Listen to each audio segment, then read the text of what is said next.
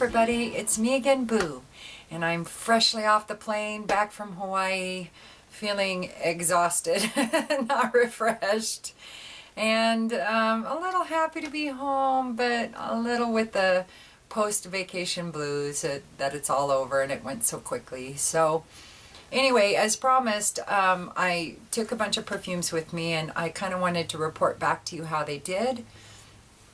And actually, I took two different groups of perfumes. I took the 8 that I told you about before, and then of course I had last minute panic, threw in a few more, you know.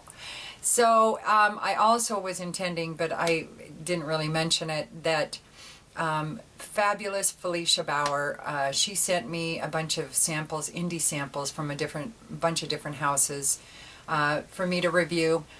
And these are all indie houses. A lot of them you can find on Etsy. Some of them have their own websites. But I took some of them, a group of them with me as well, so I could test them in the hot, humid climes. And I'm going to do a second video on that one. I'm also going to be doing all the Manceras that I've tried, and which ones I'm probably going to buy a full bottle of, and which ones I'm going to pass on, because I've tried quite a few in their collection, nowhere near all of them, but quite a few. And then I'm going to do my most complimented video, or not videos, but perfumes. Compliments, I'm thinking I'll throw in one that my husband's most favorite on me, because the list has changed since last year. And but you know what number one is. Well, I'll get into that in a minute. So anyway, I told you the 8 that I took to Hawaii with me, and these are the ones that I wore. Everything else I didn't touch, except for the indie perfume. Anyway, and we were gone about 2 weeks. So, and honestly, I kept wearing the same ones over and over again.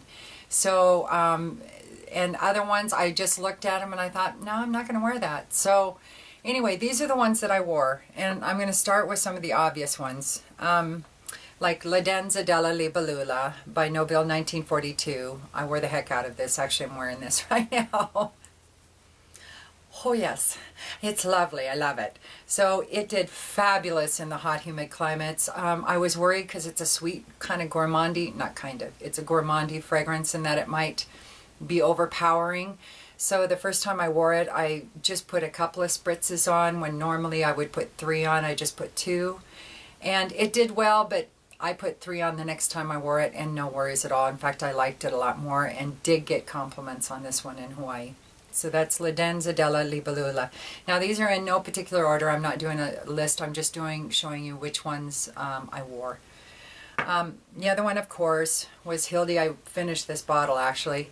Hildi Soliani Red Tulipano. It does amazing in the hot, humid climes. Total perfect vacation perfume. I don't think I could go to a tropical climate without bringing some of this, to be really honest. The best fruity floral I've ever smelled, ever. I keep saying that, but it still remains true. So that's Red Tulipano by Hilde Soliani. Another staple I knew I'd wear, I told you I'd wear, I'd been wearing, and I continue to wear, and that's Chanel's Coromandel. Everybody knows this did awesome. I actually only did 2 spritzes on this one. A lot of times I'll do 3 up in the Pacific Northwest when it's cooling down. In the winter I might even give a 4th spray, just because I love it so much. Best patchouli fragrance ever in the history of life, I think. At least for me this year, right now, it is. But I will always love Coromandel. Always. In fact, I'm going to sniff.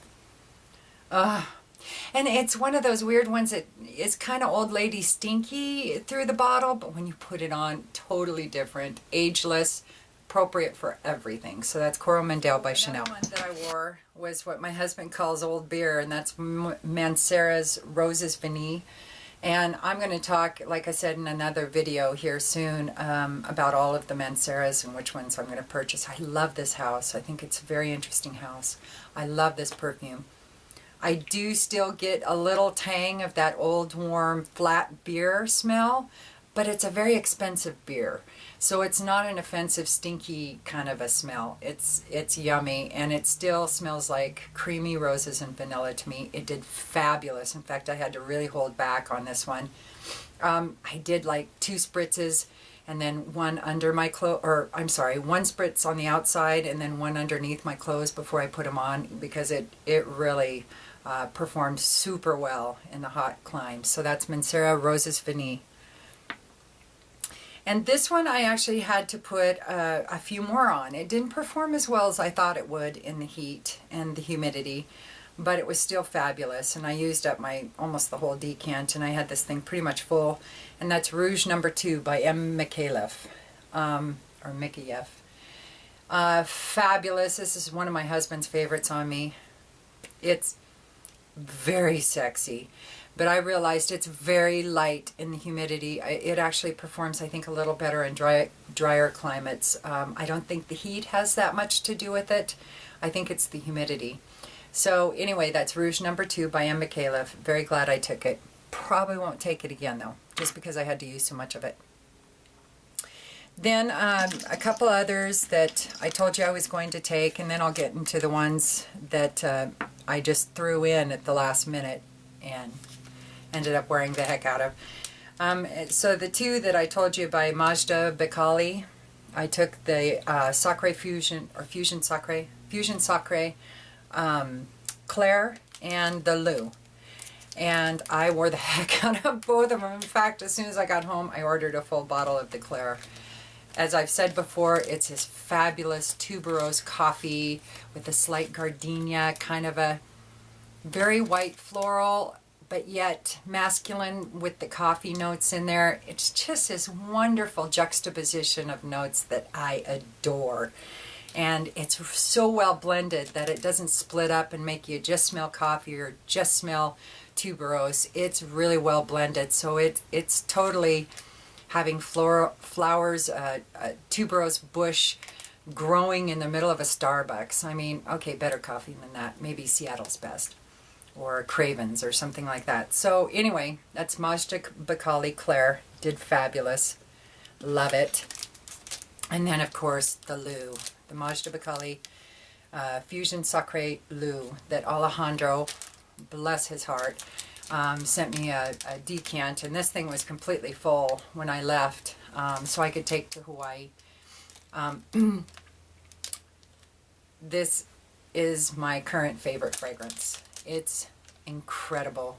It's a very unique kind of gourmand. I just can't say enough about it. I just really appreciate Eric Hill turning me on to this. I probably never would have put my nose on the men's for at least quite some time. I usually get into the men's if I really like a house eventually, but I usually start with the women's or the unisex fragrances first and then explore the men's. But he convinced me, he's so convincing, that he convinced me to try it with his video, his review, and I'll put his link down below.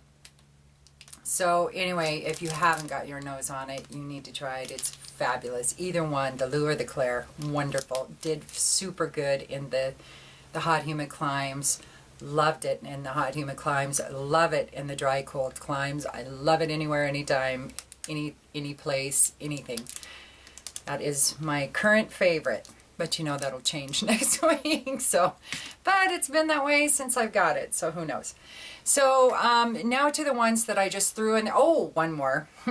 One more. Yeah, where is it? Oh, here it is. Of course, in a cooch. Mir Al Oud by Lattafa. Sorry I keep calling it that, but that's what my husband calls it. And this one, this is definitely one I wouldn't wear during the day there, so I only put it on once, you know, the night kind of started or we were going out to dinner or something. Problem was, every time I wore this, we never left the hotel room. So after I figured that little tidbit out the first night I wore it, I didn't put it on until we were into the hotel for the night because I was hungry that night. We never got any food. Just food for the soul. Anyway, he still loves it. I still love it. And I don't know what the Hawaiian folk would think about it because they never got their nose on it because I never left there when I put it on. So that's a Mir Al Oud by Lattafa. Love it. Oh, feel a little blush here. So, and then I wanted to bring my Lael by Queen Bilquis that I had gotten from Kali Oil, and I didn't want to decant it out. So I decided to leave it here. Somebody had mentioned that they thought it smelled like Red Oud by Montal, which I had a decant of. And so right before Hawaii, I did a side-by-side testing of Red Oud by Montal and Lael by Queen Bilquis. And Lael is a little bit sweeter, a little bit better blended, and less powdery, but Red Oud is really close. So I took this with me, and I actually wore it a few times. I was very surprised how well it did in the hot, humid climes. And it's an incredible. I will be getting a full bottle of this once this decant runs out. I was really on the fence with it for a while, but now I'm totally sold. I get it. It does get a little powdery though in the dry down, which is hard for me sometimes and my husband. We have some allergy issues if they get too powdery. So I get a little tickle in my throat if I put too much of this on, but I just use it sparingly. So that is Red Oud by Montal. And then I think this is the last one. Oh, I also was going to tell you about Hedonist. I also took Hedonist, which I told you by, oh my God, I just lost her name. Mina. Oh, I can't remember her first name. Victoria Mina. Anyway, and I had to use this, what's left in there, and this thing was full. I don't know if you can see that. But it was totally full, and that's one wearing. I had to keep reapplying it so much because it just dissipated in the hot climate. I don't think it was the humidity as much as the heat, because I noticed that here when I was wearing it in the hot weather, even though it's a lot drier here than Hawaii, that it dissipated pretty quickly. So its performance isn't that great, but it's still fabulous. So who cares? I don't care anymore. I used to really care about that sort of stuff, but I have enough really good performers that I can have a few of the frivolous ones that I have to reapply a lot. And the last one that I was going to talk about this video is by Frederick Malle, and this is Dries Van Noten, and oh, this is just lovely. It's a very grown-up, slightly masculine gourmand to me. Wonderful, wonderful fragrance. I will be getting a full bottle of this when this runs out too, but it'll be a while because the performance on this is crazy. In hot weather, cold weather, dry, humid, doesn't matter. I have yet to find a climate this doesn't work well in, so yeah, I'll be buying some more of that. So that's Dries Van Noten by Frederick Malle. And so that was the perfumes that I actually wore, as opposed to all the ones that I took, which really, if you consider the panic ones I threw in there in the last minute, this was about half. I know, right? What up with that? I was going to be a good girl and keep it cut down to a short, tiny list, and what the heck, you know, you got to have some variety in your life. So. And I was always pleasantly surprised by what I'd thrown in there. So anyway, okay, that's it for me, and I'll be back with another video soon. I hope you all have a good day. I'll talk to you later. Peace.